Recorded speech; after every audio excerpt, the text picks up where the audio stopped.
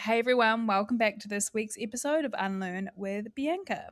So, today, guys, I want to talk about something that has been on my mind for a while, and it is the idea of the nervous system regulation trap. Truthfully, as somebody who is a coach who works in this space, sometimes I can jump on social media, and even for me, it feels overwhelming at the amount of content and information that is out there currently around nervous system regulation. So, I want to start there. And I do want to say that if you're new to these terms and if you're just starting to get on board and you're feeling a little bit overwhelmed, then that is completely understandable. It almost feels like at the moment for me that people are dysregulating themselves unknowingly in the process when they're trying to learn how to practice nervous system regulation, because it feels like things have become so complex and there's so much of an information overload out there. And I really don't agree with the idea and the way that nervous system regulation has almost become this thing or this next thing to achieve or this destination to get to. It's almost talked about like it's another thing to do, it's another thing to achieve, which is so not correct and not useful and not empowering. I really don't see it as another task to do, another thing to tick off our to-do list. I think that in itself causes some big issues because it's more and more pressure. The way I see it is that if we are practicing or in the practice of working with our nervous system, it is like building a relationship. It is one that lasts forever. It is one that we're going to need to put more effort into at certain points in our life. It is not a one and done thing. The other issue I have with a lot of the content that is out there, and hopefully mine is not adding to that too much, is that this whole idea around like I have to regulate my nervous system is one thing I have to achieve. It is really reiterating that I must fix myself. When we're coming from this place of I must regulate my nervous system, it is coming from this identity of I am broken and I must change. And I do not see it like that. I see nervous system regulation more as an unlearning and a stripping back of layers, removing layers, so that our system can return to more balance, which it's always designed to do. It's a completely different way of looking at it. I see it more as subtraction rather than another thing that we must constantly hit, achieve, and work towards. So in today's episode, I really wanted to go back to basics a little bit, identify what the nervous system is very quickly because I have already covered that on episode 2. And then I'm just going to go into some reminders that will pull you right back to simplicity. I am going to debunk some common misconceptions when it comes to nervous system regulation. And I really want you to leave this episode with a bit more clarity, being a bit more kinder to yourself, and having a good idea about what this buzzword actually means and how it can be applied in your life. So let's talk about the nervous system and why it is an important piece of the conversation. When people are talking about nervous system regulation or the nervous system, they are usually talking about the autonomic nervous system. And this consists of two branches, the parasympathetic branch or the sympathetic branch. Now, parasympathetic, when we're in a parasympathetic state, that is our rest and digest state. That is where we are wanting to be. It is the state we're wanting to be in most of the time. The sympathetic state, that includes fight, flight, freeze. So it's more of an activation state. Having a quote unquote regulated nervous system means that we can move between the states. We have flexibility without getting stuck in one particular zone. So it's really about the bounce back rate. If you get triggered, if you get activated, how quickly can you get back to a baseline or a regulated rested state? It's like, let me put it into an analogy. It's like stretching a rubber band. If you stretch a rubber band, it's going to bounce straight back really quickly. And that is what we want when we are working with our nervous system. We want our nervous system adaptable and flexible so that it can recover from stresses and threats quickly. Being activated, that is not inherently a problem. Being triggered is not inherently a problem. Let's say your heart rate increases before you give a huge presentation at work.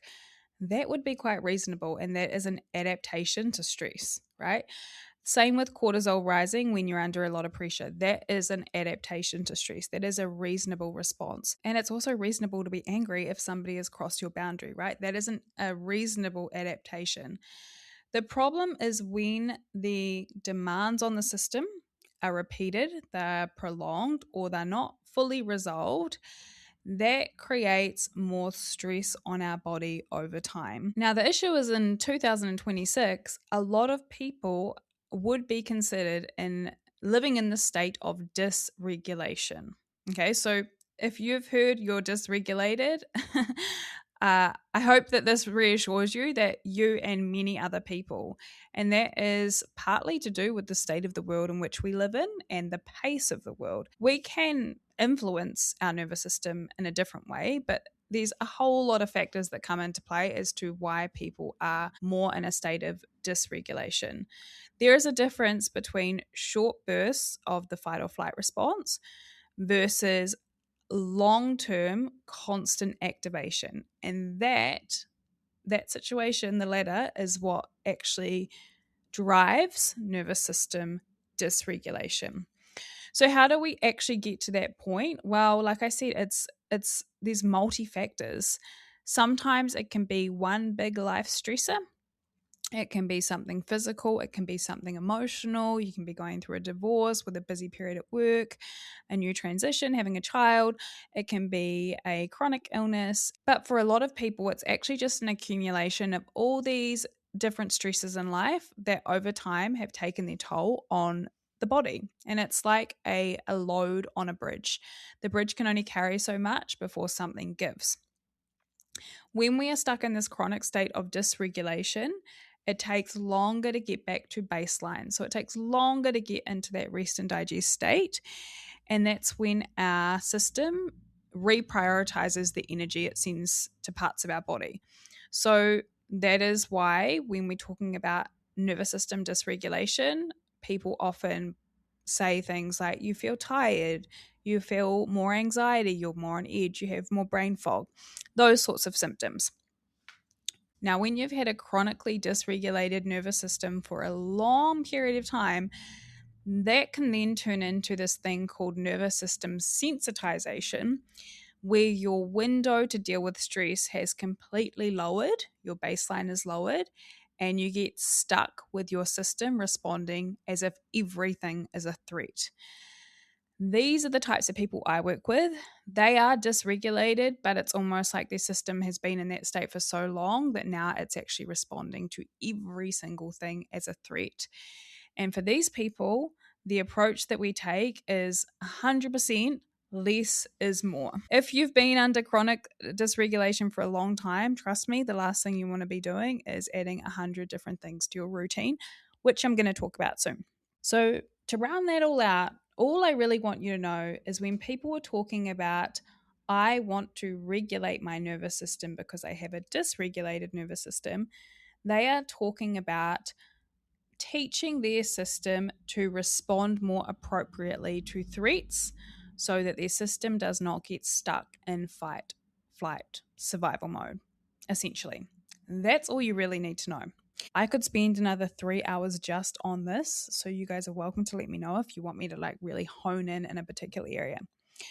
So from here on in the episode, I am just going to give you some reminders. I want us to bring things back to basics. I don't want you to be scared of this big buzzword. I'm going to dispel some of the misconceptions. Is that even a word, dispel? And we're going to come back to basics, okay? Right, number one, don't listen to the arguments of, I read online that to regulate my nervous system, I have to do this type of movement. I read online that I have to do this type of somatic movement, but my physio told me I have to do this, and then I'm going to this other person that's doing this. There are so many ways that you can work with your nervous system to bring it more into a state of balance and regulation. That includes mindset work or brain retraining, like I teach. That if you change the way you think about things and you change your beliefs and you change what patterns you're running day to day, such as the roles that you're showing up in life, when you stop fixing, when you stop managing, or you stop performing and you start making new choices, that takes a lot of stress off your nervous system. It gets the brain to fire in a different direction, which sends a signal of safety back into your nervous system.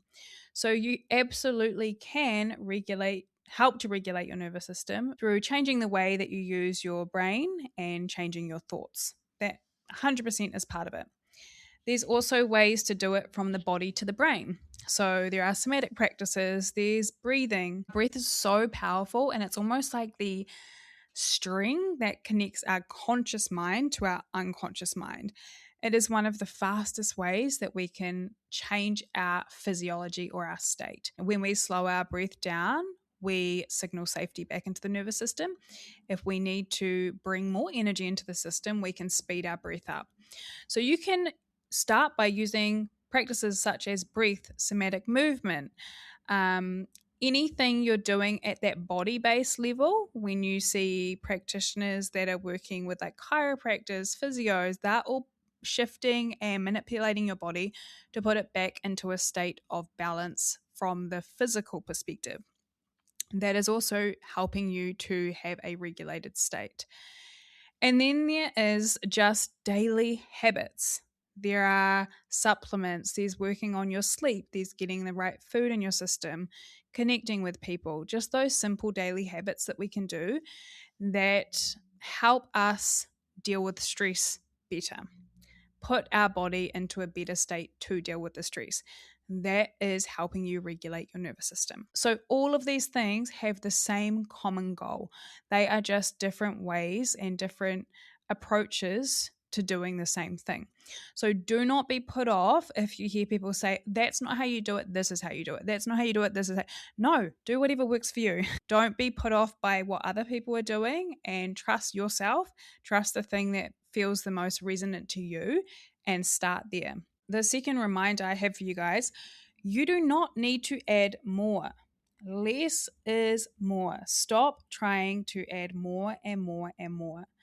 If you have been told about one thing, start with that, implement that, build momentum with that, and then when you're ready, if you have the capacity to, try something else when it feels right. You do not need to do all of the things. In fact, I think that's a recipe for dysregulation, because the more things you try and do at once, the more things you add, the more pressure you put on yourself. More metrics, more data, more biohacking, I believe personally. There's a time and place, especially if you're an elite athlete or you are really working towards a goal. But for most of us, I feel it's a trap. It's a false sense of control, and it can actually drive perfectionism and drive all these tendencies to be hyper fixated on data rather than actually tuning into what your body needs moment to moment. Do you think that people 20 years ago were worried about regulating their nervous systems? No, they were just out there living. They were just out there living their life. And I think with this whole popularity around nervous system regulation, on one hand, it's absolutely amazing because it is the foundation of so much, especially our health.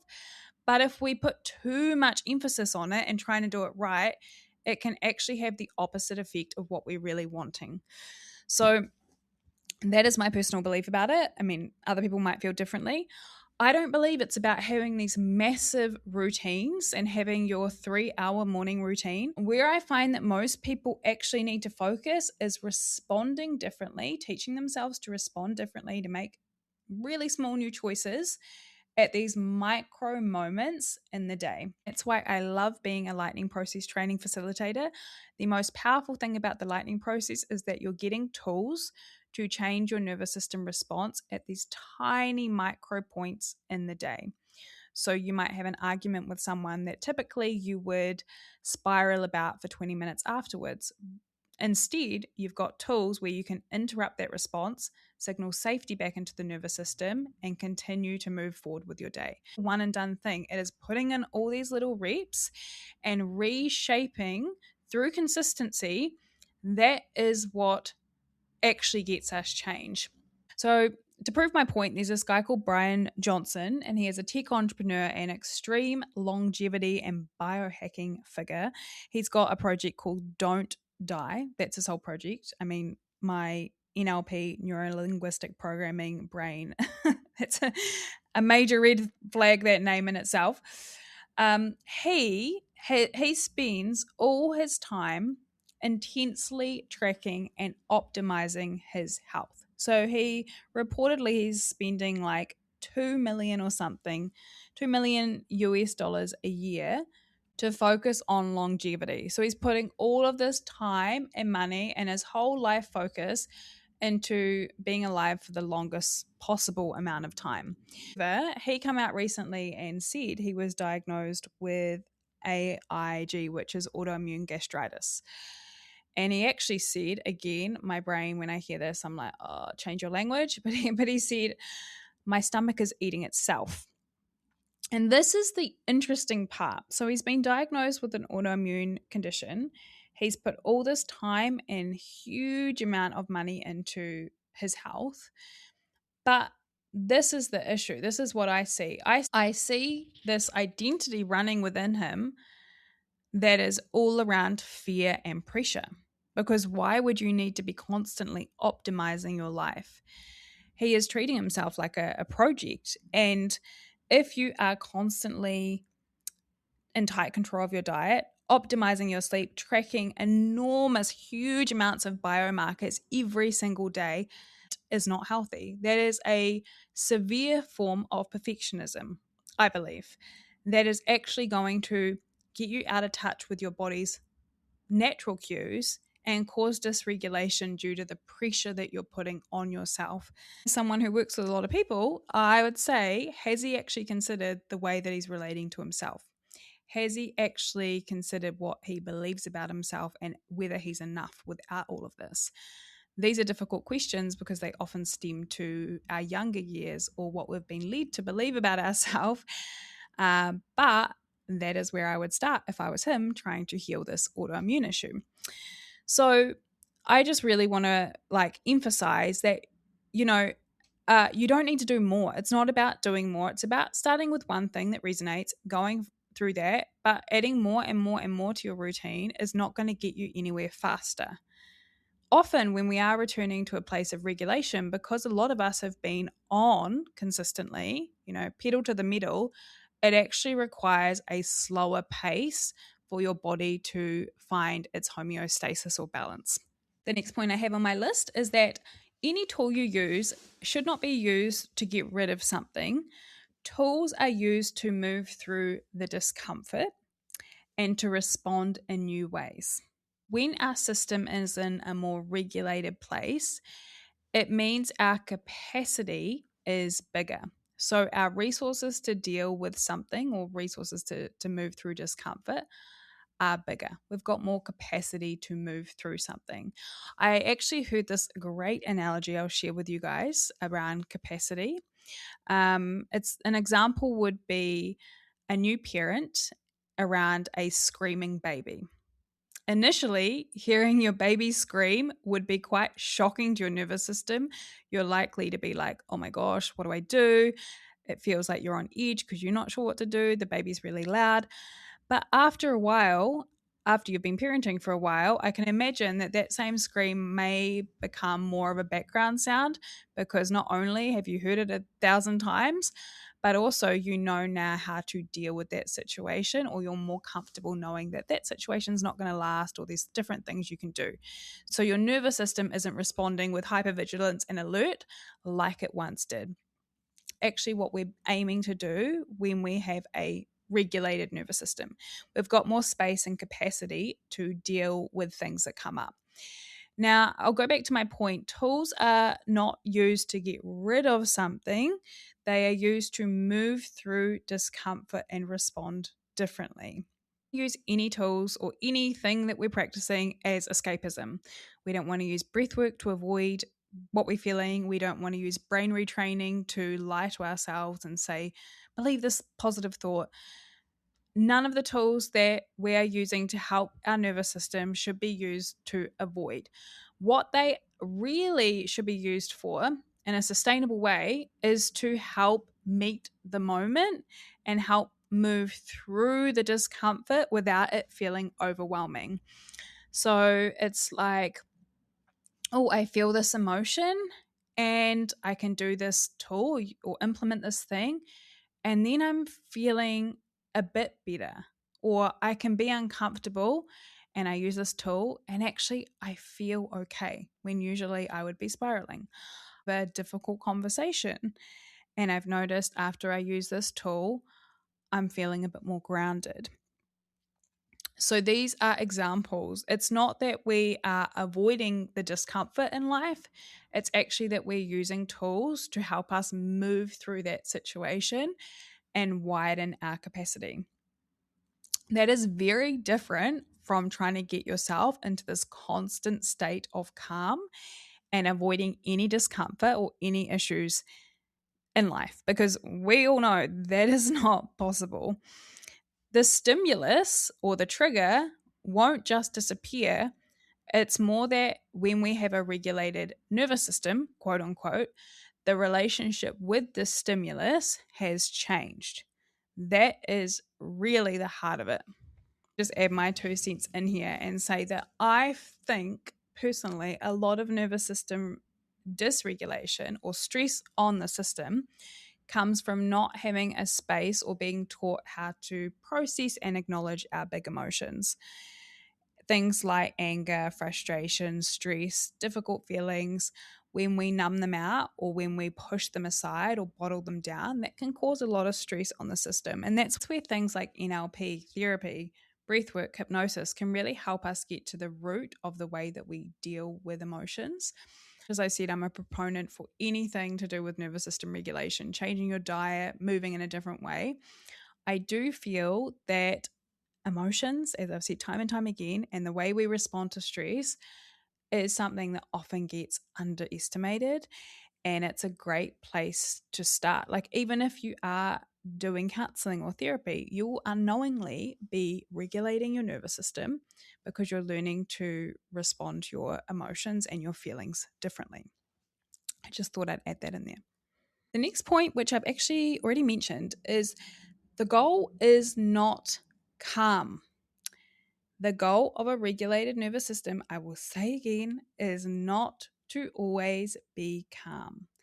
The goal is flexibility so you can respond accurately to whatever's going on in life.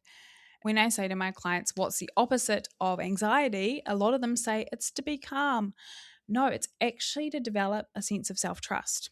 When we have self-trust, we trust that we can respond appropriately in any situation and keep practicing that state until it feels natural, like setting a boundary, like being able to calm down after an argument. Sometimes having a regulated nervous system might be learning to calm down. For others, it might be learning to activate energy or to mobilize energy, to bring in a sense of activation if your boundaries have been crossed a lot. It might mean to actually start to feel anger. That is all part of having a regulated nervous system, when you can embrace the full amount of human emotions without getting stuck in one default zone. Come to learn, the more I have done this work, I used to think regulation was all about being calm and being easy and being relaxed.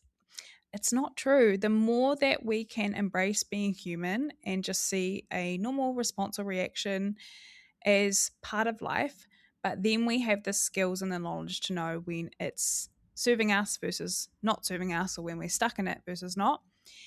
The more we do that, the more we can flow with life and its ups and downs. We can allow ourselves to be sad if we're sad. We can be angry if we're angry. It doesn't mean that we shouldn't be. It means that we're human, right? And we are alive. That is what we want. We want to be alive. We want to be responding to life. When it's happy, we want to be celebrating. When it's not, thinking, oh my gosh, good things don't last, what's around the corner. We want to be up there. We want to be living. We want to be celebrating. When we're not in a good state, we want to be there. We want to be feeling it. We want to allow ourselves to have those moments. So that is all part of it. That is having a regulated nervous system.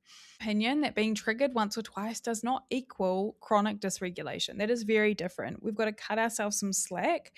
Again, it comes back to that perfectionist thing. If we're working to this impossible standard of always being calm or always responding in a perfect way, then there's just no breathing room, and that in itself is stressful. So the point of this one really is cut yourself some slack. We're not looking for calm all the time. It was never the goal. The purpose of life is to feel alive, and it is to really build that self-trust. That is my belief. We're never going to reach this place where all of our problems have gone, so you may as well start embracing life for what it is now. And I think that is far more sustainable. Please say if you guys are wanting to help be in a state of regulation from a different lens and you're in Christchurch, I am running embodied round 4 on the 23rd of August. I will put all the details in the show notes so you can check it out. But this is another way that you can really nourish your nervous system. So check it out. And the last point I have today when it comes to nervous system regulation is please remember you are not broken. It is okay to start simple. Maslow's hierarchy of needs, which some of you guys would have heard, I feel like I learned it all the way back at high school, pose that human needs work in almost like a pyramid, and they build from foundational needs towards psychological needs and then ultimately to self-actualization needs. So we have to have our basics covered before we move up the pyramid. So the first needs he says that are crucial are physiological needs, having food, sleep, warmth, and rest. And then it goes into safety needs, which is security, stability, and protection. And if we have those covered, then we move into love and belonging, which is connection, relationships, community. And after that, it's esteem, where we can work on our competence, and our worth. Finally, the final bit of the pyramid at the very top is self-actualization, which is creativity, meaning, growth, and becoming who you are. Now, there is a little bit of leeway with this because it's not actually like a strict pyramid where you must completely satisfy one level before getting to the next. I mean, people create amazing art, for example, when they're grieving, or they find meaning when they are moving through adversity. However, I do feel like there is something with this pyramid that needs to be spoken about. That if our basic needs are not met, it's going to be harder to put mental energy into self actualization, which is self growth. Resources and safety that you have available, the more capacity you have in general to access higher states and creativity. And this is where nervous system regulation becomes really interesting. And I think, again, an important thing to think about when there's so much information out there, and why I say to bring it back to simplicity, because if you are going through a really difficult season and finances are tight and you're not even in a safe situation, then I would focus on the basic things like getting enough food in your system, moving your body, prioritizing sleep. That season of life, focusing on the basics might be enough. And a really important reminder that everyone's at a different point or has different starting points. And doing what you can do in that particular season of life without overburdening yourself or without adding too much more to your plate in a world that already places so many demands on us can be step one. And it is enough. It's a great starting point. Have to explore everything all at once. You can literally focus on the basics for your health, and that will be supporting your nervous system.